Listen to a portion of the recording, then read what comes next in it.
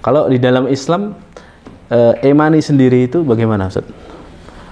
Kalau nilai tukarnya ini mata uang dengan mata uang yang lain, terus dia dapat diskon, dipermasalahkan. Para ulama mengatakan bahwa transaksi itu sah kalau harganya jelas, ya. Kalau harganya belum jelas, belum ditentukan, maka uang yang disetorkan itu baru titipan. Jadi bisa kita simpulkan para ulama berbeda pendapat jadi 4 ya, Ustaz? Ya. 1.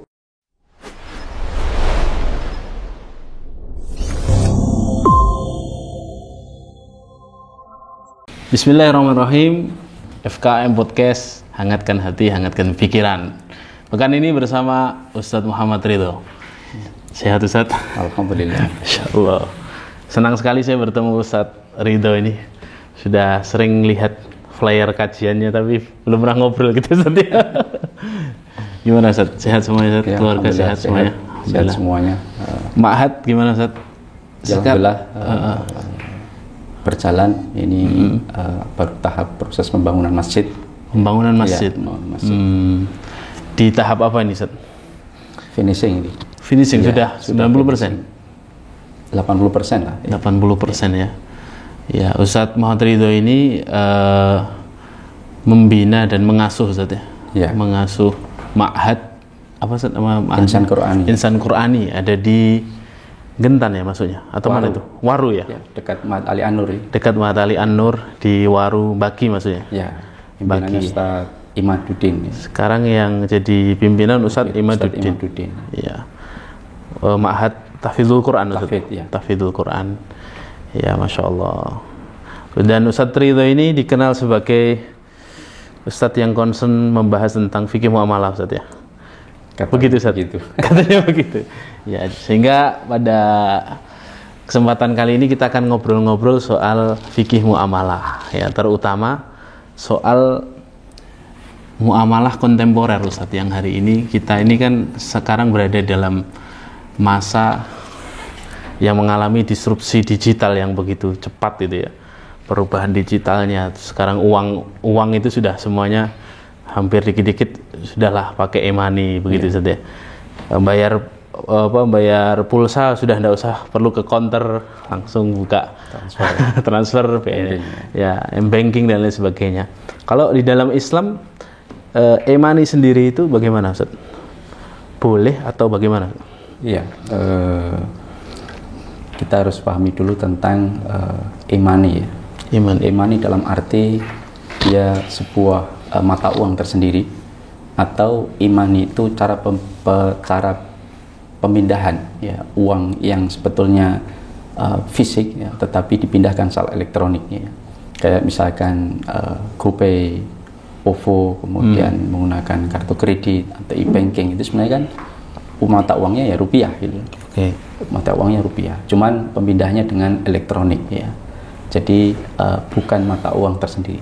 Tapi kalau dia mata uang tersendiri, ini bagaimana pandangan para ulama? Ini memang silang pendapat. Oh, ada silang pendapat. Ada sebagian ulama yang berpendapat bahwa dia disebut uang itu harus memiliki nilai intrinsik, ya. Karena yang jadi ilahnya itu adalah jauhariyah at-tamaniyah. Tapi ada sebagian ulama tidak. Yang penting uang itu diakui oleh masyarakat, bisa diterima menjadi alat tukar, maka sah dia menjadi alat tukar. Nah, ini perbedaan di kalangan para ulama. Nah, sama seperti uang kertas yang kita miliki, kan, itu kan nilai intrinsiknya sangat kecil dibanding dengan nominal yang tertera. Satu lembar mata uang kertas kartal itu biaya cetaknya sekitar 300 hingga 500 rupiah. Tapi sana tertulis 100.000, kan, gitu. Nah, ini kan bagaimana masyarakat bisa percaya dengan itu? Karena dijamin oleh pemerintah, sehingga uang kartal itu menjadi sebuah bond sertifikat, ya, sertifikat surat utang. Utang siapa? Utang negara kepada masyarakat. Karena itu dijamin oleh pemerintah.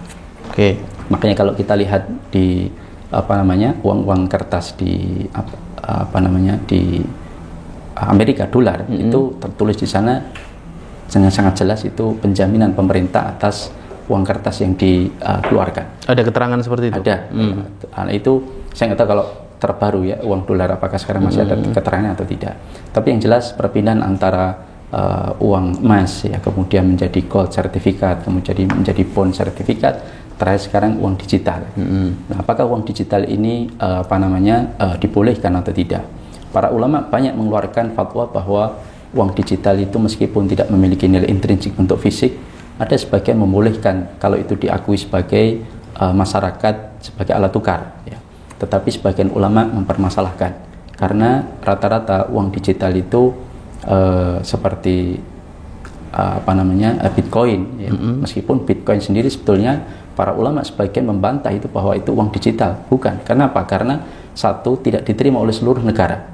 Tidak semua masyarakat menerima. Hanya sampai hari ini kalau tidak salah sekitar 6-12 negara saja, seperti Korea Selatan, Jepang, kemudian Belgia, Denmark, Amerika Serikat, Rusia itu yang menerima uang yang dianggap uang digital atau Bitcoin ini. Nah, kemudian yang kedua alasannya mengatakan bahwa Bitcoin ini bukan uang elektronik atau al-umlah ar-raqamiyah, sehingga para ulama mengatakan bahwa karena satu, dia tidak diterima masyarakat, yang kedua nilainya sangat labil. Nilainya labil. Ya, nilainya sangat labil. Dan kita lihat mata uang yang dianggap seperti Bitcoin itu nilainya naik turun fluktuatif. Kita tahu Bitcoin pertama kali dikeluarkan tahun 2010, berapa nilainya? Tahu Ustaz? Ya tahu saya, nggak gitu. Kurang dari 100 rupiah. Ya. Nilainya? Satu Bitcoin, satu Bitcoin. Dan sekarang tahun 2017 itu Bitcoin mencapai nilainya satu Bitcoin itu 200 juta rupiah. Satu koin? Satu koin. Masya Allah. Meskipun koinnya nggak ada, cuman gambarnya aja koin. Nah, sekarang nilainya terakhir itu sekitar 135 juta rupiah satu Bitcoin, ya, sekitar 130-an. Dan transaksi pada bulan Juli saja, Januari hingga Juli saja tahun 2021 kemarin itu sudah 470 miliar. Per hari itu sekitar 2-3 miliar itu transaksi Bitcoin. Nah, ini nilainya sangat labil kata para ulama. Kemudian yang ketiga, tidak memiliki nilai intrinsik, ya. Kemudian yang keempat, nilainya itu sangat didasarkan pada tren, ya. Ketika masyarakat itu peminatnya tinggi, maka naik harganya. Ketika masyarakat peminatnya rendah, maka turun. Bahkan bisa tidak bernilai. Salah satu bentuk cryptocurrency yang ada itu kan selain BTC atau Bitcoin ini, Bitconnect Coin. Dulu sebelumnya ada Bitconnect Coin.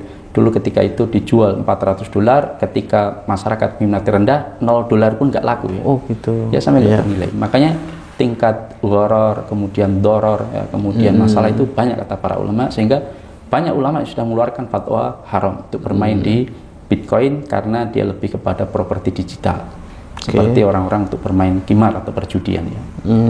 Wallahu ta'ala alam. Masya Allah. Kalau berbicara e-money sendiri yang sudah sangat umum di kalangan kita, Ustaz, yang sehari-hari kita gunakan, seperti kita deposit ke mana?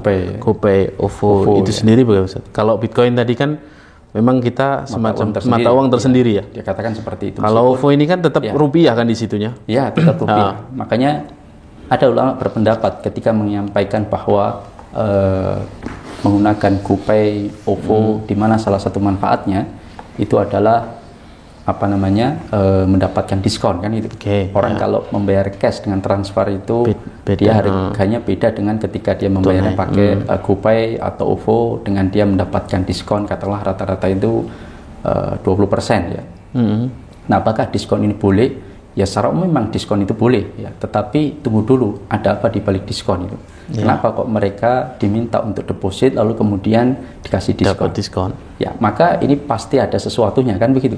Nah, maka ada memang ulama yang berpendapat bahwa boleh. Alasannya ini adalah bay'us sharaf, ya, tukar mata uang dengan mata uang. Satu electronic money berupa GoPay, OVO, yang satu adalah uang rupiah. Sehingga ketika dua barang ribawi ini dipertukarkan karena beda jenisnya, meskipun masih satu ilah, satu kelompok, yaitu alat tukar dan pengukur nilai, maka syaratnya adalah tunai dengan tunai.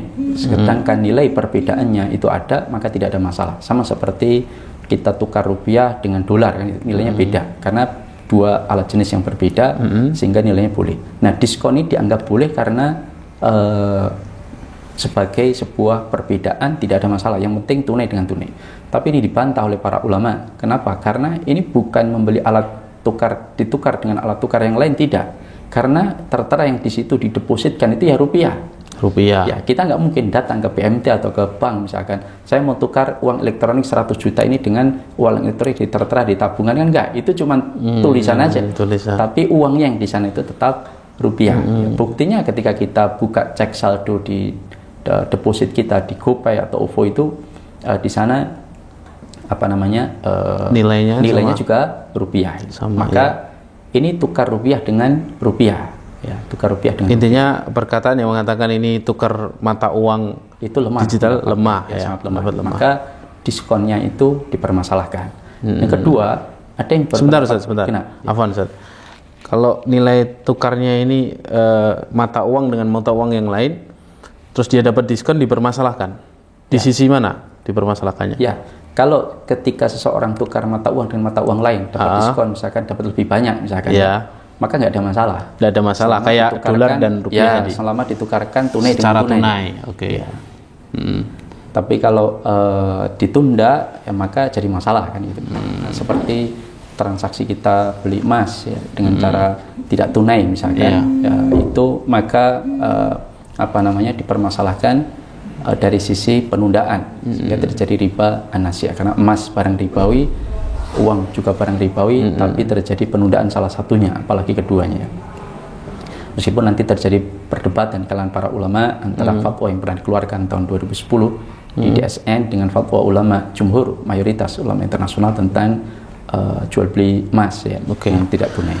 Nanti dulu Ustaz. Terus yang kedua apa Ustaz? Ya, yang kedua, menurut ulama yang kedua, sebagian ulama berpendapat bahwa transaksi di GoPay itu adalah wadiah. Titipan. Nitip berarti. Nitip. Ya, jadi orang nitip kan begitu. Kira-kira cuma nitip saja. Lalu ke orang dititipi, lalu ketika orang yang dititipi itu ngasih hadiah berupa diskon kan, maka boleh atau tidak? Maka dia berpendapat boleh. Ada orang nitip sepeda motor misalkan, lalu kemudian yang dititipi, terima kasih antum sudah percaya sama saya misalkan, nitip sepeda motor ini tak kasih kelengkeng 2 kilo. Boleh kata beliau yang mengeluarkan fatwa tersebut, maka tidak mengapa. Nah, ini pendapat ini juga lemah ya. Lemah dari sisi karena betul akadnya wadiah, tetapi wadiah ini berubah ya, akadnya berubah jadi apa? Wadiah itu kan titipan, menitipkan ya. Lalu akad ini berubah menjadi ada dua kemungkinan ya, ada dua kemungkinan akad ini berubah. Satu berubah menjadi ariyah ya, pinjam, yang kedua berubah menjadi qard, utang piutang. Ya. Kenapa demikian? Karena uang yang dititipkan itu dipakai ya. Kan begitu kan, uangnya dipakai. Nah, sekarang dipakai itu ada dua akad yang kemungkinan terjadi. Satu ariyah, pinjam. Tentunya pinjam dengan utang itu kan berbeda. Kalau pinjam itu kan ada dua perbedaan antara pinjam dengan utang. Kalau pinjam itu kan tidak terjadi pemindahan kepemilikan. Yang kedua yang dikembalikan zatnya sama. Ya. Saya pinjam sepeda motor, saya ditanya orang, ini sepeda motor siapa Ustaz? Saya pinjam aja. Saya kembalikan juga sama, nomor rangkanya sama, kemudian sepeda motornya sama persis zatnya. Itu pinjam. Tapi kalau utang kan tidak. Kalau utang itu terjadi pemindahan kepemilikan. Saya utang 5 juta, ditanya sama orang, uang siapa? Uang saya, cuman hasil utangan kan. Cuman saya punya kewajiban mengembalikan. Yang saya kembalikan adalah badalnya, penggantinya. Ya, maka daf'u malin liman yantafi'u bihi tsumma yaruddu badalahu. Dia mengembalikan badalnya, penggantinya, bukan nomor seri uangnya sama, tidak. Tapi dikembalikan badalnya, penggantinya. Maka fatwa para ulama menyebutkan, salah satunya kalau di Indonesia itu ya DSN ya, Dewan Syariah Nasional, itu menyatakan bahwa seluruh akad wadiah yang ada di lembaga keuangan, baik itu konvensional maupun syariah, maka dia akan otomatis berubah menjadi qard. Kenapa? Karena uangnya dipakai. Ada orang datang menyerahkan uang 100 juta kan gitu. Dia pulang, uangnya apakah disimpan ke safe deposit box, kemudian diambilkan uang yang sama dengan nomor yang sama, kan tidak. Tapi uang itu ketika ada nasabah lain datang ngambil 50 juta, diambil itu uang titipan 100 juta itu, kasihkan gitu. Berarti otomatis dia pakai. Ya. Sifat wadiah yang tadinya adalah amanah menjadi yad ad-dhaman, sehingga dia menggunakan meskipun sudah izin kan gitu. Boleh kalau ketika izin, tapi ketika dia pakai kemudian diganti adalah yang dikembalikan adalah penggantinya, dia manfaatkan, maka karena seolah ini uangnya lembaga keuangan tersebut, sehingga kemudian dikatakan ini berubah menjadi qard. Maka ketika lembaga tersebut menjanjikan sesuatu, ya, menjanjikan hadiah, menjanjikan apapun, maka menjadi haram.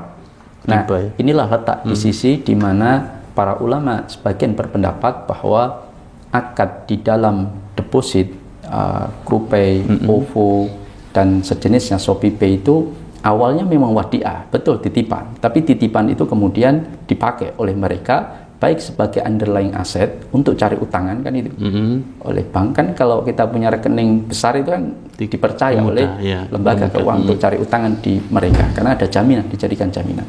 Yang kedua, menghasilkan bunga kan itu. Baik itu mungkin diwujudkan dalam bentuk SPN, surat berharga negara, maupun dalam bentuk rekening giro. Nah, maka ini dianggap dimanfaatkan oleh mereka. Maka 20% yang diperjanjikan kepada masyarakat ketika mereka mau menitipkan uangnya di mereka, lalu kemudian dipakai oleh mereka, maka ini menjadi haram, diskonnya itu. Tapi kalau mereka tidak dijanjikan dengan 20%, artinya bayarnya sama antara deposit dengan tunai transfer, misalkan, maka para ulama melihatnya tidak ada masalah. Tapi ada sebagian berpendapat bermasalah. Kenapa bermasalah? Kenapa bermasalah? Pertama begini, dilihat kalau mereka membuka rekeningnya di bank konvensional, misalkan mereka punya rekening deposit tersebut di kerjasama dengan lembaga keuangan konvensional. Oh, mereka ini GoPay dan sejenisnya tadi. Ya, GoPay, OVO dan sebagainya. Kan mereka kan butuh lembaga untuk menyimpan dana gitu, mengumpulkan itu. Nah, ketika disimpan di lembaga konvensional yang mungkin jumlahnya ratusan miliar, ya, bahkan triliun, itu sama saja dipakai oleh mereka bank. Sama saja masyarakat modali bank untuk melakukan praktek riba kan itu. Itu yang dikejarnya di situ sama para ulama melihatnya secara terperinci demikian. Andai kan tidak ada diskon pun, kalau itu diketahui itu penyimpanannya di lembaga keuangan konvensional, maka apa bedanya dengan ta'awanu 'alal itsmi wal 'udwan? Padahal ma'adda ilal haram fa huwa haram gitu. Segala sesuatu tindakan kita yang menyebabkan praktek itu haram terjadi, kan tindakan kita juga bisa haram itu. Nah, itu yang pendapat yang saya ambil ya. Saya ambil dalam masalah GoPay dan OVO itu, saya mengambil fatwa para ulama, akadnya memang wadiah tapi berubah menjadi qard. Berubah menjadi qard, sehingga diskon yang diperjanjikan oleh mereka itu menjadi haram. Meskipun ada ulama yang berpendapat lain juga ya. Seperti misalkan mereka mengatakan bahwa akad di dalam GoPay atau OVO itu adalah ijarah ya. Ijarah yang mungkin al-mausul fi dhimmah, dalam konteks sesuatunya diterima nanti tapi bayarnya sekarang. Bayar sekarang, diambil nanti. Ya, sehingga dia dapat diskon. Ia samakan dengan seperti kita memakai biro jasa umroh misalkan. Kita beli paket jasa biro umroh, bayar dulu, katakanlah 25 juta, berangkatnya masih Desember kan, masih lama. Lalu bironya mengatakan, antum tak kasih diskon karena bayarnya duluan gitu, kasih diskon 20% misalkan. Ini dianggap seperti itu. Nah, sekarang betulkah ketika kita deposit itu sudah transaksi jasa? Kan nggak ada. Memang di sana ada macam-macam jasa yang dilayankan oleh pihak GoPay misalkan, ada GoFood, ada GoCar, ada GoSend, ada lain sebagainya itu. Nah, itu memang jasa-jasa yang dijual. Tetapi apakah ketika saya menyerahkan uang 1 juta rupiah deposit itu, apakah saya sudah pernah transaksi? Saya akan pakai GoSend sekian kali, misalkan dari kota ini ke kota ini. Belum. Biasanya kan belum sama sekali. Maka nggak bisa disamakan dengan biro umroh misalkan. Yang kita sudah jelas, uang yang kita bayarkan itu membayar jasa untuk memberangkatkan umroh, bulannya jelas, harganya jelas, maka uang itu menjadi uang milik mereka. Kalau mereka pakai itu hak mereka. Ya. Kalau biro haji gimana? Haji kita kan juga ini bayar 25 juta kan? Itu uangnya pemerintah berarti. Boleh nggak dipakai pemerintah? Wah, ini bahaya nih konten kita nih. Artinya begini ya, yaitu para ulama mengatakan bahwa transaksi itu sah kalau harganya jelas ya. Kalau harganya belum jelas, belum ditentukan, maka uang yang disetorkan itu baru titipan. Maka ketika titipan kalau pakai ya harus izin. Jadi bisa kita simpulkan para ulama berbeda pendapat jadi 4 ya Ustaz? Ya. 1, ini mata uang, ganti mata uang. Dan jadi itu akadnya by osor kan gitu. lemah karena ya sama aja sama-sama rupiah. Kan iya. itu, bisa. Nilainya sama juga. Terus yang kedua wadiah titipan. Kalau titipan dipakai bukan titipan. Ya, berubah kan gitu. Ya. Kalau sebentar Ustaz, yang kedua ini saya ingin tanya, di bank-bank syariah hari ini kan ketika kita buka menjadi nasabah baru selalu kasih pilihan kan, wadiah atau itu masuk ke fatwa DSN tadi bukan? Yang mana? Yang kalau ada lembaga yang memberikan hadiah, bertransaksi wadiah, makanya termasuk qard tadi loh, karena memanfaatkan. Ya, para ulama di DSN sudah menyatakan ya bahwa karena saya bertanya langsung di kantornya bahwa mereka menyatakan bahwa seluruh akad wadiah yang dilakukan oleh lembaga keuangan syariah itu berubah menjadi qard, sehingga hadiah yang diperjanjikan di awal itu menjadi riba ya. Kenapa? Karena uangnya dipakai oleh mereka. Kalau dipakai kan kemudian diganti dengan uang yang lain, maka ini berubah menjadi dari wadiah menjadi qard. Maka kalau ada lembaga keuangan syariah, antum nabung misalkan ke lembaga kami, kalau nyetor 100 juta diendapkan 5 tahun, ini akadnya wadiah bukan mudharabah. Nanti kami akan berikan satu cashback 7 juta, ada ini ya. Kemudian kalau nabung 1 juta tidak diambil 1 tahun, nanti silahkan milih, ini ada rice cooker, ada kipas angin, bisa dibawa pulang.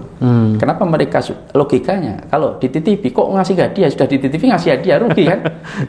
Pasti ada sesuatu. Maka harusnya kita yang ngasih hadiah kan? Sudah kita bayar biaya titipan kalau logikanya kan. Kalau gitu boleh Ustaz. Kenapa? Saya titip ke antum nih. Antum sebagai lembaga tadi, saya titip 100 juta. Titip Ustaz ya. Terus setelah sekian tahun saya yang ngasih. Kenapa? Ini biaya Ustaz. Ini boleh ya, hadiah boleh ya? Boleh. Yang aneh adalah sudah dititipin ngasih hadiah kan gitu ya. Kan rugi kalau gitu. Berarti ada sesuatu kan, berarti uangnya dipakai kan gitu. Makanya saya pernah memprotes salah satu lembaga keuangan ya, mudah-mudahan pengurusnya dengar ini. Saya sudah menyampaikan ke salah satu pengurusnya, tapi qadarullah, Allah mewafatkan beliau. Tapi kemudian gini, dalam praktek yang mereka lakukan itu arisan ya, arisan. Jadi mengadakan arisan, setorannya 100.000, kemudian 36 kali pembayaran, berarti 3 tahun ya, 3.600.000, tapi dapatnya 4 juta lebih, kadang 4 juta, kadang 4 juta 4 lebih. Kok bisa begitu kan gitu? Nah, ini kan aneh kan gitu. Lah, kenapa mereka mau kan gitu? Padahal arisan itu seharusnya misalkan anggotanya 1.000 ya, terkumpul 100 juta. Seharusnya ketika pembukaan itu kan tinggal 100 juta dibagi 3.600.000. Maka itu akan menentukan berapa jumlah orang yang akan dapat saat itu. Sehingga uang terkumpul langsung habis. Itu kan ada seperti itu ya.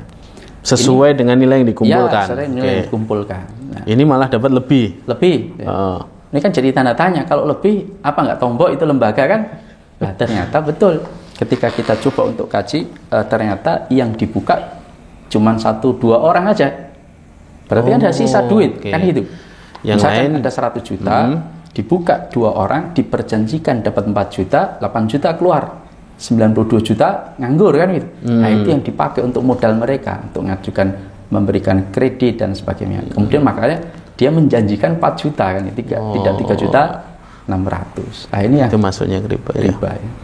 Baik, berarti tadi ya yang kedua itu lemah juga Ustaz ya. Kalau wadiah itu berarti tadi ya Ustaz ya. Kalau misalnya ada bank syariah, pilih wadiah atau yang biasa, saya pilih wadiah saja dengan harapan tidak ada bunga di situ.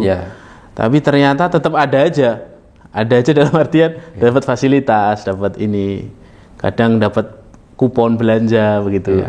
Itu ya masuknya ke sini tadi ya. Maka ketika mereka menitipkan ya, bank ya tidak usah memberikan macam-macam kan, itu sudah titipan aja. Bahkan bank boleh menurut sebagian para ulama itu boleh menetapkan biaya penitipan gitu. Saya semacam misalkan parkir ya, atau yang parkir milik pribadi loh ya. Parkir itu kemudian dan untuk menitip sini ini tak sewakan, akadnya ijarah. Jadi motornya nitip di sini itu saya sewakan, 1 kali parkir 2.000 rupiah misalkan, itu sah ya. Tapi ketika titipan wadiah itu justru malah yang dititipi yang ngasih hadiah kan jadi pertanyaan. Oke. Terus yang ketiga adalah tadi ya al-ijarah, mausuf bidimmah. Jadi kita bayar di depan, dapat diskon kan itu. Dapat di depan barangnya nanti. Ya. Ini juga lemah karena belum terjadi transaksi. Ini apa ini? GoFood atau apa gitu ya? 1 juta kan belum kita rinci gitu ya. Jadi tidak masuk dalam kategori ini. Kalau jelas boleh Ustaz ya? Kalau jelas boleh. Kayak tadi tuh ya umroh tadi ya. Kan? Saya ngambil paket 30 juta. Hotelnya ini berangkatnya tanggal sekian. Sudah include visa dan lain-lain. Bayar di depan boleh ya? Boleh. Ketika dia ngasih diskon tidak masalah ya. Oke. Terus lebih condong ke yang keempat Ustaz ya? Ya, itu akadnya qard. Awalnya wadiah berubah menjadi qard. Walaupun akadnya wadiah. Iya, walaupun akadnya wadiah. Jadi pinjam meminjam. Jadi qard. Qard ya. Ketika akadnya wadiah, tergantung dia mau pakai itu pakai bagaimana kan gitu. Nggak harus ada akad pinjam ya. Kenapa? Nggak harus ada akad pinjam. Secara otomatis dia berubah karena penggunaannya. Kan? Ya. Iya. Jadi dilihat dari esensinya, transaksinya. Kita deposit 1 juta, nggak mungkin 1 juta diendapkan kan? Iya. Pasti dipakai, terus dari hasil pakai itu dia dapat untung, kita dapat diskon. Iya. Gitu. Kalau gini Ustaz, ini saya kemarin ditanya Ustaz, kalau nggak kita depositkan, tapi kita hanya deposit ketika kita butuh barang. Misalnya begini, yang terjadi mungkin Shopee atau apa, ada barang bagus tuh. Lagi kemarin kan ada 11-11, 12-12 apa semuanya langsung diskon itu. Dia enggak punya uang, enggak punya deposit di ShopeePay. Hanya ketika dia melihat diskon sekian, terus dia lihat juga kalau menggunakan ShopeePay diskon sekian gitu ya. Dia enggak punya deposit nih, tapi dia sudah ngelirik barang nih. Misalnya HP gitu ya. HP yang harganya 3 juta dijual 2,5 misalnya. Wah, ini nih kalau pakai ShopeePay setengah, langsung dia transfer kan? Nih untuk ShopeePay. Langsung digunakan. Untuk digunakan. Jaraknya langsung habis kan itu. Itu boleh enggak? Ini berat ya. Berat ya. Saya ditanya itu. Wah, iya juga ya gitu. Kan enggak sampai manfaat itu. Saya tahu. Ada sebagian berpendapat begini bahwa kadang meskipun waktunya jedanya sebentar itu, kadang-kadang nilai saldo di detik-detik terakhir itu di lembaga keuangan itu punya pengaruh gitu. Punya pengaruh. Maka saya mendapatkan penjelasan dari seorang pegawai bank gitu, bahwa penghitungan bunga itu dihitung ketika misalkan masa-masa penghitungan akhir penutupan itu. Ketika dia rekeningnya pada saat itu tinggi, kemudian dihitung bunga, dapat bunganya tinggi. Lalu ketika habis itu diambil, sudah nggak pengaruh lagi, kan gitu. Nah, saya nggak tahu apakah detik-detik itu yang digunakan dimanfaatkan untuk membuka diskon-diskon itu. Saya tidak tahu secara pasti, tapi karena ini ya paling tidak subhat, kita tinggalkan. Kita tinggalkan lebih aman ya, lebih baik ya, begitu. Masih soal ini saat GoPay dan Shopee, artinya hukum ini apakah juga mengenai toko yang akhirnya menjajakan barang? Terus kadang kan ada toko itu, dia menggunakan fasilitas GoFood misalnya.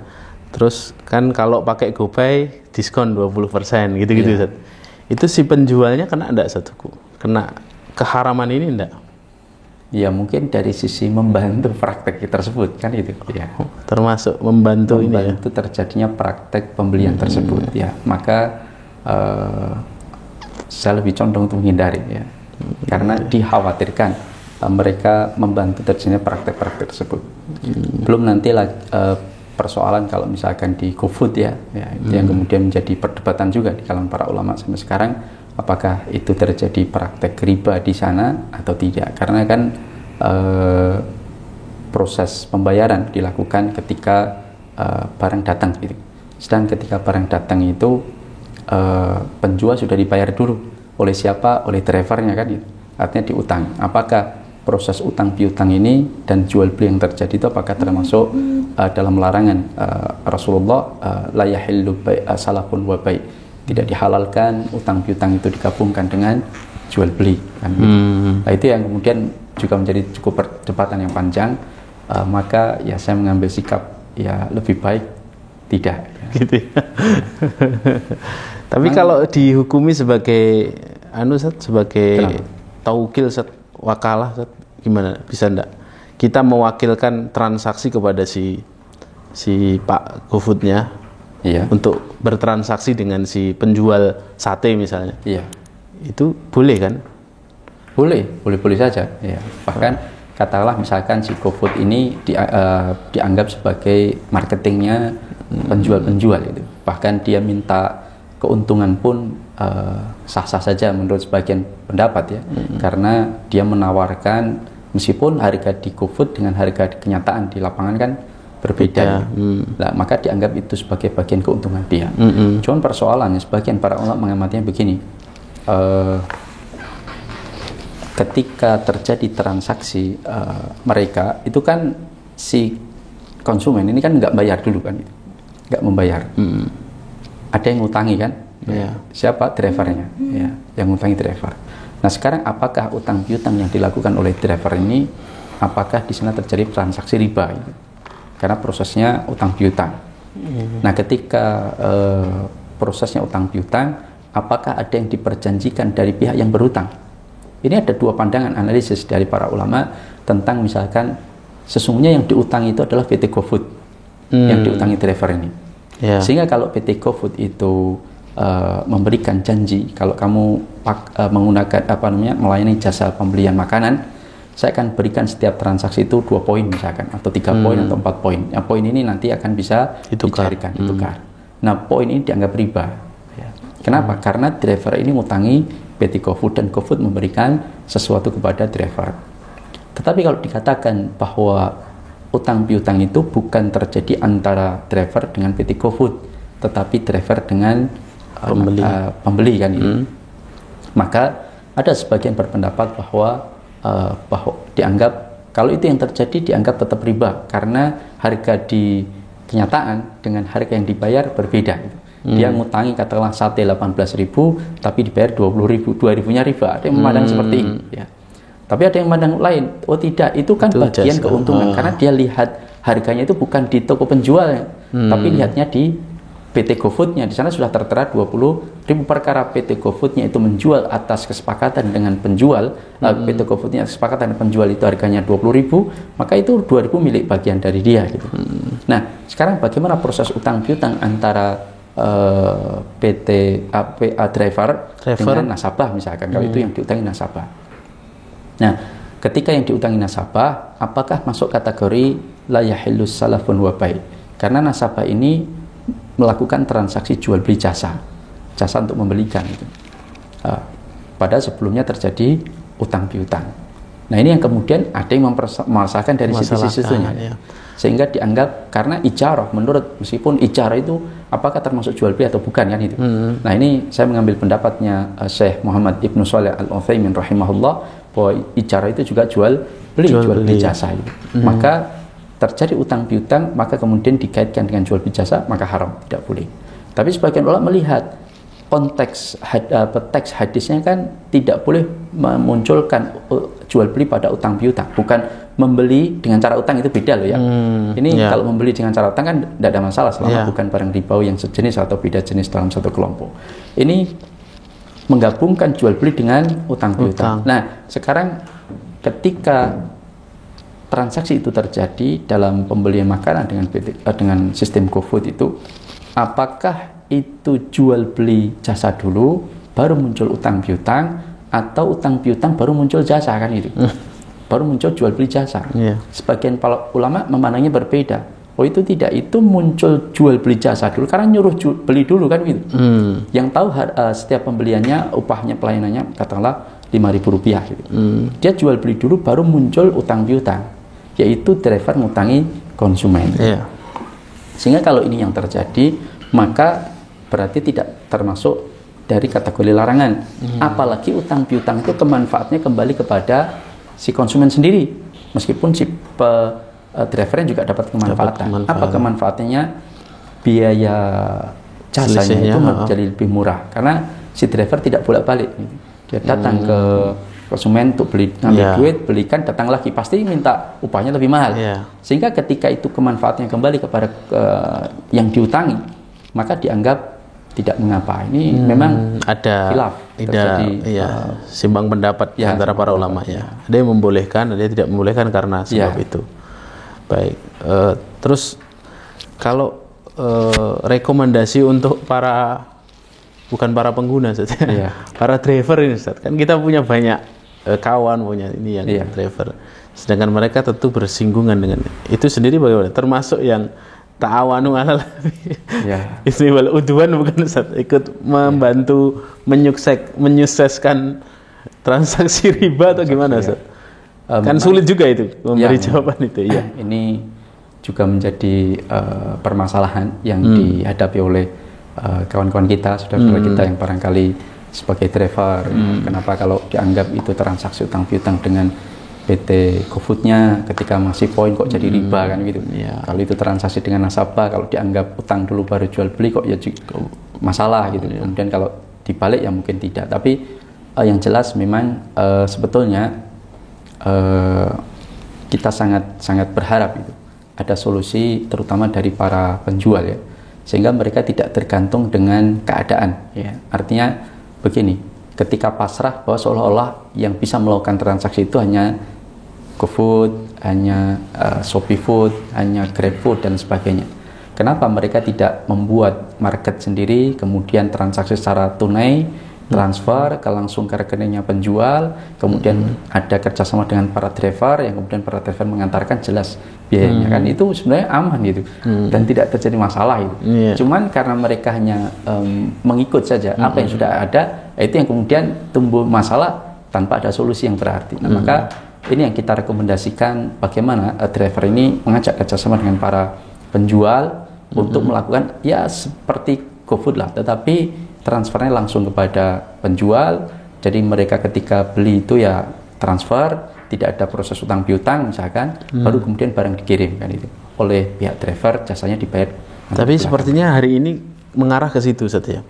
Saya pernah ketemu dengan Shopee Food itu loh, yang pakaiannya oranye itu. Saya tanya, kenapa kok pilih Shopee Food gitu kan? Kok sekarang banyak sekali, Shopee Food lebih banyak daripada Grab dan GoFood. Itu ternyata caranya adalah kami tidak nyegang uang sama sekali hari ini. Dan dia nggak ngutangi ya? Dia nggak ngutangi. Jadi langsung ke restorannya. Transfernya ya? Jadi si pembeli ketika beli itu langsung ke restoran, dan ya dia hanya jasa dan dapat poin. Itu dapat poin. Jadi mungkin jasanya dari poin itu. Itu lebih disukai mereka karena itu lebih baik. Kami nggak nyusui, nggak megang uang begitu. Kadang harus tukar uang dulu kalau nggak punya, harus nuker lagi ke ini itu. Yang mudah-mudahan itu menjadi solusi kan? Solusi, tapi masalah lagi di Shopee Pay-nya kan. Memang rumit tuh Ustaz ya. Iya. Ya begitulah. Begitu ya. Masya Allah. Baiklah. Kulihal ini semoga mencerahkan ya untuk teman-teman yang bertanya-tanya. Yang jelas GoPay atau OVO dan semacamnya ketika digunakan tidak berbeda fasilitasnya dengan yang pembayaran tunai, tidak masalah Ustaz ya. Ketika diskonnya ada ya. Diskonnya artinya kalau ya tunai bayarnya 12.000, kalau GoPay OVO 12.000 juga tidak ada masalah kan. Ya seperti itu. Baik. Selanjutnya Ustaz, kripto Ustaz. Tadi coba diperjelas lagi. Ini fenomena kripto ini bagaimana? Sebetulnya ya kripto ini panjang ya. Artinya begini, kita nggak tahu sampai hari ini siapa yang menciptakan Bitcoin kan? Ya, ada yang mengatakan orang Jepang, ada yang mengatakan orang Australia, siapa namanya, Satoshi Nakamoto atau siapa ya? Itu ada yang mengatakan seperti itu. Sebetulnya awal munculnya cryptocurrency Bitcoin itu karena mereka ingin bahwa alat tukar itu tidak dimonopoli oleh bank sentral itu. Ya, tidak dimonopoli oleh bank sentral, masyarakat bisa melakukan transaksi dengan Bitcoin, dengan cryptocurrency ini tanpa ada yang memonopoli. Jadi sistemnya adalah mereka menciptakan blockchain ya. Blockchain, ya, kemudian blockchain ini yang mencatat seluruh transaksi yang terjadi. Lalu bagaimana munculnya sebuah Bitcoin? Ya, mereka para server yang terdesentralisasi ke seluruh negara. Bahkan setiap orang bisa menjadi server, mengajukan ya, kapan dia akan menjadi server ketika dia mampu untuk memecahkan sebuah teka-teki algoritma ya. Ya, kemudian ketika dia memecahkan, dia akan dapat hadiah, ya, namanya Bitcoin. Nah, satu Bitcoin itulah kemudian dia bisa menjual, melayani ke masyarakat yang untuk membeli Bitcoin itu. Yang dulu awalnya adalah pertama muncul itu Rp70 atau bagaimana ya, itu sekarang sudah mencapai 135 juta. Ya. Satu koinnya. Itu kan fantastis ya. Nah, kemudian dari situlah kemudian para ulama melihat bahwa apakah betul Bitcoin ini menjadi sebuah alat tukar tersendiri. Nah, kalau dia menjadi alat tukar, maka haruslah Bitcoin ini diakui oleh masyarakat. Kemudian yang kedua, nilainya harus stabil. Yang ketiga, ada nilai intrinsiknya. Ya. Meskipun mungkin nilai intrinsik ini diperdebatkan oleh para ulama ya, antara mazhab Syafi'i dengan di luar mazhab Syafi'i. Keempat itu adalah di mana perlindungan hukum terhadap alat tukar ini. Kalau alat tukar rupiah kan dilindungi oleh negara kan gitu. Kemudian kalau alat tukar dolar dilindungi oleh negara Amerika, artinya dijamin oleh pemerintah bahwa siapapun yang membawa kertas itu akan diganti dengan nilai sebuah benda yang nilainya setara dengan apa yang tertera di situ. Nah, sekarang siapa yang menjamin keamanan dari cryptocurrency ini? Kan nggak ada. Meskipun sekarang mulai dimunculkan kripto bursa ya, artinya sebuah perlindungan kepada mereka yang pemain cryptocurrency ini agar terjaga keamanannya. Gitu. Tapi sejauh yang saya tahu bahwa cryptocurrency ini kan bukan sebagai alat tukar, ya, tetapi dia lebih kepada properti digital. Jadi sebuah properti yang dimunculkan melalui data mining, ke pemecahan algoritma, kemudian dia mendapatkan sebuah koin yang itu tentunya digital, kemudian dia bisa jual ke orang lain dan bisa digunakan untuk pembelian bagi mereka yang mau menerima itu. Yang tadi saya sebutkan hanya sekitar 6-12 negara saja yang menerima, dan yang lain tidak mengakui. Kalau kita lihat dari fatwa Mesir, ulama-ulama Mesir, Saudi sudah mengeluarkan fatwa haram. Di Indonesia saja kalau kita lihat saudara kita yang ada di PWNU ya, di Jawa Timur itu sudah mengeluarkan fatwa haram. Juga begitu pula MUI sudah mengarah kepada fatwa mengharamkan, dan banyak para ulama kita yang juga mengeluarkan fatwa haram karena dia lebih kepada properti digital, bukan mata uang. Ya, bukan mata uang, dan di sana jelas sangat mengandung doror, merugikan, dan juga maisir ya, perjudian. Karena ketika trennya naik, ya harganya bisa naik, tapi ketika tren turun dia bangkrut kan. Lalu yang jadi pertanyaan kita, apa kemanfaatan dari barang itu kan gitu. Kalau mungkin Jemani dulu pernah sempat booming, tanaman kan? Ya. Tanaman itu kan masih ada barangnya gitu, masih bisa untuk hiasan, meskipun ya itu ya seperti itulah kan, nggak laku. Ketika trennya masyarakat banyak, ya harga itu naik. Satu Jemani bisa waktu itu bisa 1 miliar gitu. Nah, tapi ketika trennya turun, ya sudah, barang itu bisa nggak laku. Tapi barang itu masih ada wujudnya. Ini nggak ada. Ini wujudnya aja nggak ada. Ya. Nah, sehingga ini dipermasalahkan oleh para ulama. Ya. Sehingga bermain di sana, di trading di cryptocurrency ini dianggap sebagai tingkat jahalannya tinggi, ketidakpastian atau unsur maisirnya sangat besar. Ya. Berarti ketidakpastian, yang kedua ketidakpastian itu maisir tadi ya? Ya, kemudian doror, ya. Ketidakjelasan, ya. Kemudian doror, merugikan orang. Ketika orang misalkan beli harga cryptocurrency-nya, misalkan bitcoinnya 150 juta, ternyata trennya turun bangkrut dia. Gitu. Lalu apa yang dihasilkan dari uang itu kan itu? Jadi uang itu, yang dianggap uang itu sebagai komoditi untuk menghasilkan sesuatu. Padahal uang itu kan alat tukar, bukan menghasilkan sesuatu. Ya. Itu yang dipermasalahkan oleh para ulama. Itu sama dengan yang ramai yang lainnya, seperti ada binomo, ada bibit, ada macam-macam. Ya, sama ya. Sama. Cuman Bitcoin ini yang paling tren ya. Paling diminati oleh masyarakat. Kalau Bitcoin sudah wassalam ya. Bangkrut, tinggalkan. Itu teman-teman ya. Jadi kita langsung tanya kepada para ahli ilmi biar kita tahu hukumnya. Jangan terlalu latah, ikut-ikutan. Tanya dulu hukumnya biar kita tahu. Terus ini lagi Zat, YouTuber ini Zat. YouTuber ini kan jadi YouTuber agar dapat AdSense dari YouTube itu kan, agar bisa dimonetize, ada keuntungan dari iklan yang masuk itu gimana Zat, hukum AdSense YouTube itu? secara transaksi ya, maka ketika seseorang membuat sebuah video misalkan, lalu kemudian atau film ataupun apalah ya, kemudian dimasukkan ke YouTube ya, kemudian dari sana YouTube menggunakannya untuk mendapatkan uang karena ada iklan, lalu kemudian berbagi dengan si pemiliknya, lamanya itu ya, itu sah-sah saja. Cuman persoalannya iklannya yang bagaimana kan gitu. Oh gitu ya. Nah, ketika iklannya itu mengandung unsur pornografi, muka aurat, kemudian produk yang dijual pun juga mengandung haram kan, berarti kita yang membuat film atau sebuah akun itu di YouTube mendukung kan gitu. Nah, kecuali dia bisa memilih ya iklan-iklan yang memang tidak berbau sesuatu yang diharamkan dalam syariat. Ketika itu bisa memilih, tidak masalah. Misalkan iklan baju muslim misalkan bisa ya, memilih nggak produk saya nggak tahu itu. Tahu nggak? Ya. Tapi sejauh yang saya tahu kayaknya bisa mengajukan pilihan ya. Bisa mengajukan. Iya, jadi cuman memang pendapatannya pun juga tidak akan sebesar kalau bebas. Nilainya beda ya.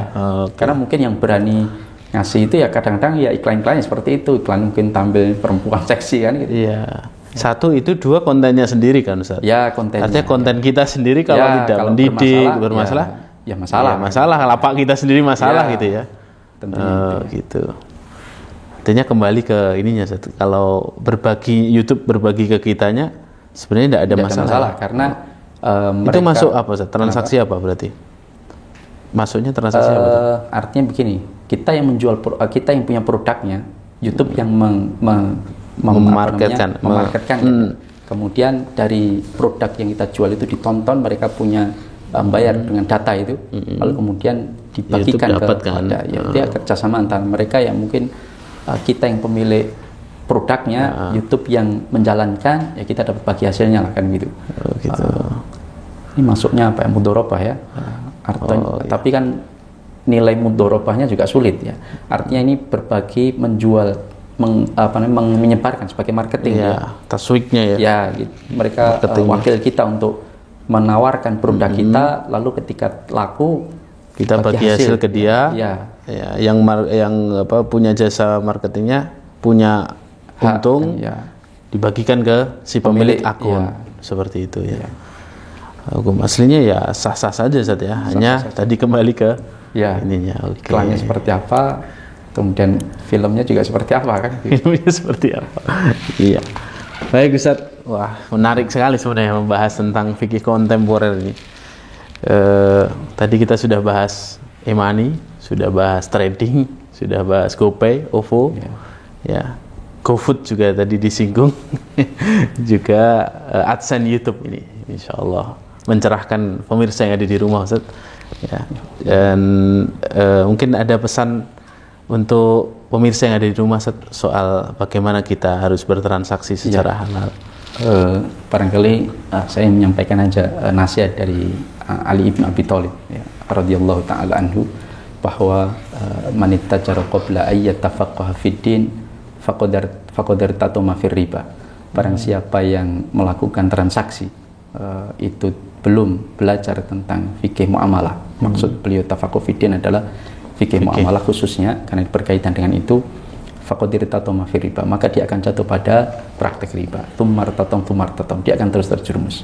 Makanya kalau kita lihat sejarah bahwa para khalifah Umar ibn Khattab radhiyallahu taala anhu, di masa Utsman ibn Affan dan lain sebagainya itu, mereka memasang para ulama untuk mengecek keilmuan para pedagang gitu ya. Kalau mereka tidak layak, itu diusir dari pasar. Imam Malik pernah diminta untuk mengecek para pedagang yang ada di pasar. Ketika didapati Imam Malik dia tidak layak untuk keilmuan untuk berdagang, itu disuruh belajar dulu tentang fikih. Tutup lapaknya gitu ya. Ada standarisasi pedagang seperti apa ya. Ya. Tapi yang jelas mereka diwajibkan untuk memahami itu. Karena kalau tidak, jatuh pada praktek haram. Saya nggak tahu kalau diterapkan di pasar Klewer kita ya. Siapa yang tersisa ya? Artinya nasihat antum tadi tidak hanya untuk para penjual kan Ustaz, untuk para pembeli juga, konsumen, customer juga harus belajar soal agama ini. Baik. Terima kasih banyak Ustaz. Jazakumullahu khairan barakallahu fikum. Nanti kalau ada isu-isu lain kita undang lagi antum bersedia Ustaz. Ya. Insyaallah. Jazakumullahu khairan Ustaz. Baik teman-teman, pemirsa FKM Podcast. Ini tadi ngobrol seru kita dengan Ustadz Muhammad Ridho. Ya, semoga melahirkan banyak poin-poin manfaat, wawasan baru buat kita semua agar kita lebih berhati-hati dalam masalah muamalah. Barakallahu fikum. Demikian. Assalamualaikum warahmatullahi wabarakatuh.